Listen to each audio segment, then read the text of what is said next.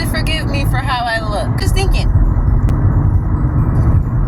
I live in the Pacific Northwest, and there are so many tiny home villages around here. It's kind of inspiring. I was watching YouTube channels, like just being inspired about like, hey, nomadic living is coming back. This permanent living isn't the only form, and it was exciting to see. And that is never really thought outside the box of trying to get your credit together to own some land or other options. So anyway, watching these videos, learning the imagination of building codes. New Mexico has the least building codes. One of the common themes outside of some other resources is shipping containers. There's actually a shipping container yard that I'm pretty sure I drive by almost every day on the side of the freeway over here. And those things go for like $5,000 a pop. And I've seen houses made out of 3 of those. So you're telling me like $15,000 in some land and I can have a house, you know? It's just crazy. But in like the most like, this is, if I've never seen anything more Pacific Northwest, it's going to downtown and seeing behind someone's big 100-year-old house, a tiny house made out of said shipping containers built and being inhabited. It's pretty cool.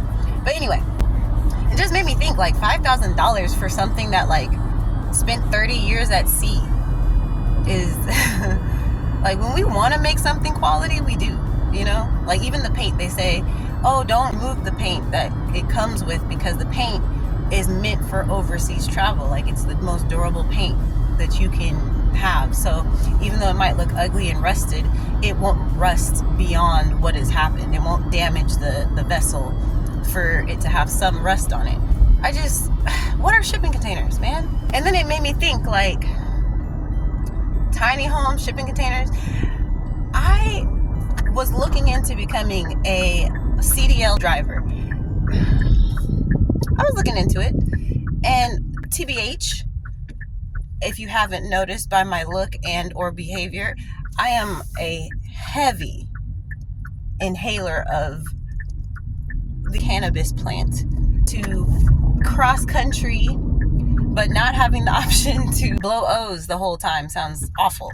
Traveling cross country with a shipping container is being independent contracted to different companies, or maybe being hired by the company to drive their trucks. So it's like you kind of get, I've seen people buy their own trucks and then through contracting drive for people versus you have your license and you're eligible and you're hired through them. So, you know, the options of it is pretty cool. But, you know, coming to Washington, compared to California, Washington's ports are pretty damn big. So CDL and honestly non-CDLs are just as high demand here. You might not get an 18-wheeler, but you can drive a lot without a CDL. Anyway, I drive every day a lot. I put a lot of strain on my car, you know, from place to place. Why not consider? And another thing too, I am my dad's child. My dad is one of those, if I have to work, at least I have it my way. And for me, the idea of being on the open road the last year has kind of put in my head like maybe it wouldn't be so crazy to be just driving around the country for work, and from what I understand, for pretty good money.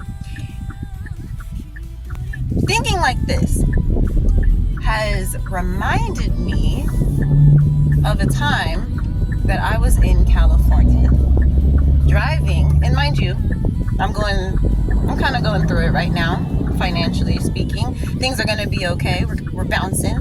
We're not sticking to nothing. We're just bouncing. At the time, I think I was interning. I was stressed out at one point while living and trying to work and maintain a social life and go into the future, all those things. During a 6-month period of time, I lost 5 different phones. I didn't have an expensive phone, so thank goodness, like it was like what, $80 a pop. But consistently, in the same manner, wake up and not have a phone. Like, it happened 5 times. And that was just from anxiety, not being in the moment, all those things. Anyway, so this is around this time, okay? So hear me out. Like I said, I'm a heavy smoker. Basically Santa Monica, I think, because the gym I'm volunteering in is in Santa Monica. I am in the middle of traffic, and it's nighttime, so I'm like, oh gosh, it's after 7. Why is there such bad traffic? I think it was like construction or something. So we're all just sitting. I have my windows down because my AC is terrible in my old car. It worked, but it wasn't working if you weren't driving. So we were sitting. I put my windows down so that I wasn't dying in the car, and I decided I was going to roll me a little something while I was sitting there. Now, I have the radio playing. I am enjoying the idea that this traffic is going to get a little bit better, even if the amount of time I'm sitting in it does not get any better. And I hear faintly, like outside of my car, screams. And at first I'm thinking, oh, how do I hear kids screaming on the freeway? Like, okay, we're in traffic, we're not really moving. There's cars all around me that aren't going anywhere, so maybe it's out of one of the cars. So I'm looking around, and when I tell you it was a faint noise, I thought it was the radio for a second. Kind of like, oh, I'm tripping. I must be high. But then I'm like, I haven't even smoked yet. I'm literally rolling up right now. Okay, somebody is playing on the mother freaking freeway? Who has time to play on the freeway? Like, who has time? But then I'm thinking to myself, I don't see nobody get out their car. Like, I've been in traffic where it was bad enough that people got out their car and like waited, but that wasn't happening. So I'm just thinking to myself, what is going on with me or the radio or somebody else in the car around me where I can hear them screaming? Because I'm on like the 405. Like, there's no just quiet. This is probably the most quiet it'll be when you're sitting in traffic, but there's no just quiet. Then I look over to my right, and I realize there's a semi-truck sitting there. And the semi-truck is pretty plain. I think it has like one symbol on it or something that represents like whatever company. But it's just a regular semi-truck. It's nothing like FedEx or Amazon or anything like notable. It's just a truck. And I'm listening because I'm like, I'm insane. Clearly, I'm crazy. I listen and I hear the screaming again. And I look at the truck and I realize the sound that I'm hearing is coming out of the box of the truck. And when I say the truck, I don't mean like the cab. I'm talking about like the storage of the truck. I'm hearing screams. And I'm like, I am tripping. But it was a good 15 seconds of like, slow traffic. The semi-truck's still there. And the sound isn't coming from anything else. I turn the radio off. I'm still listening. The sound's not loud enough to be out of like another person's car close to mine, where you're just like, oh, their window's down too. It was literally like a muffled scream. So I'm like, okay, I'm not tripping, but I also don't know what to do. So I decide to call 911 because I'm like, at the very minimum, I can report that they're on the freeway. So I decided to call, and sitting there thinking they're gonna think I'm like, this girl's hearing screams on the freeway, like, and nobody getting hit by cars or nothing. Like, what? This officer did not sound surprised at all when I had said I hear screaming out of a semi-truck on super far ahead on their lane. And for me, I was like so caught up in like, I'm insane, that I didn't pay attention to like the license plate or any of that stuff. But I gave them as much description as I could, and they were like, thank you for reporting, all that stuff. So I reported it. I'm more nervous because I can't believe I heard screaming out of a truck, you know what I mean? So this just pissed me off. And I kind of blocked it out for a long time. But there was a other day I was driving at night around here, and ironically it was on the freeway called the 405 in the Pacific Northwest as well. And there's an accident. The police hadn't gotten to the accident yet, and I'm on the opposite side, so no traffic, going 70. My windows are down because it's hot. It's nighttime though, so it's still like, why is it 70 degrees and it's 10 p.m. in Washington? And the first thing I hear, because there's traffic on the other side, but there's been construction. Like, I'm on this 405. I'm not surprised that there's traffic at 10 at night. Driving down the 405, seeing the traffic, seeing construction where the traffic is more concentrated, and then just hearing screams. And at first I was like, dang, those machines sound mighty human. But then I look over and I see that like the concentration of traffic is around this like messed up car. And there's no police around the car yet. It's just the car. And mind you, I'm going 60, 70 miles an hour. So I'm glancing, I notice this. First I look over, I see that there's construction, and then I look over some more, and I see that not only is there construction, but there's an accident. And once I kind of let my brain put it all together, what I saw, what I recognized, and then what I actually heard, and then you see the ambulances that are caught in traffic like a mile down that are trying to get there. You hear screaming out of the car from the accident, and you see that there's no emergency people there yet. And it kind of just triggered me into remembering about the screams on the freeway.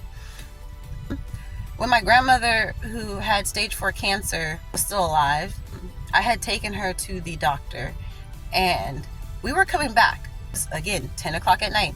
And this is in California, so on ramp because I'm driving my grandmother's car. She just got this car. She's letting me drive it, and I just got my own car, so I can't mess up nothing in this car. Just in general, in principle, all the rules are being followed. My grandmother's in the passenger seat, so we're driving. We just got on, and you know how some of the freeway entrances can have 2 lanes going in, like maybe like half a mile in. So we're going past this entrance, and this semi truck comes up. And when I tell you that semi truck is flying, I'm thinking to myself, well, they're going to pass us because they're flying. There's 2 lanes, they can get around us. They decide that they're not going to pass us. They're going to merge over the 2 lanes that they still had from getting on the on-ramp, not even on the freeway yet. They're going to merge all the way to be right next to the first lane that myself and my grandmother are in. I'm thinking, okay, whatever. They're trying to get on the freeway. They're trying to bum rush. People do that. I've never seen a semi truck go from 60 to 80 in about 10 seconds.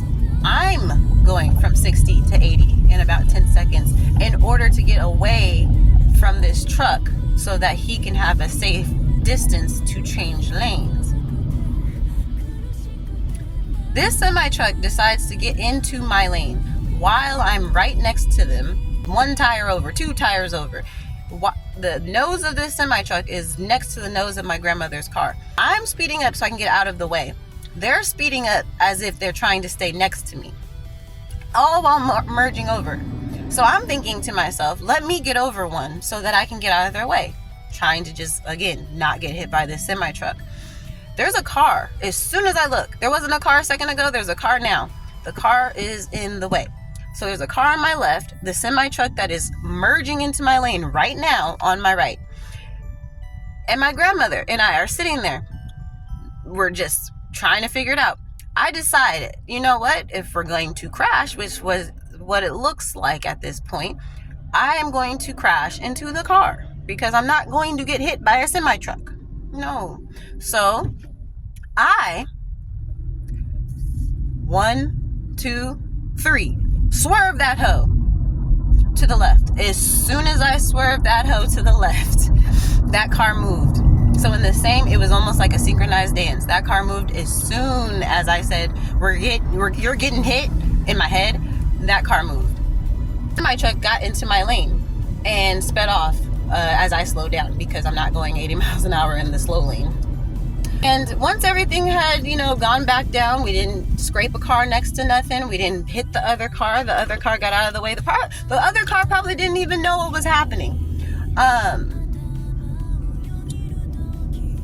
Everything calmed down. I'm breathing. My grandma asked me, scare you? Now I'm thinking to myself, I'm so angry right now.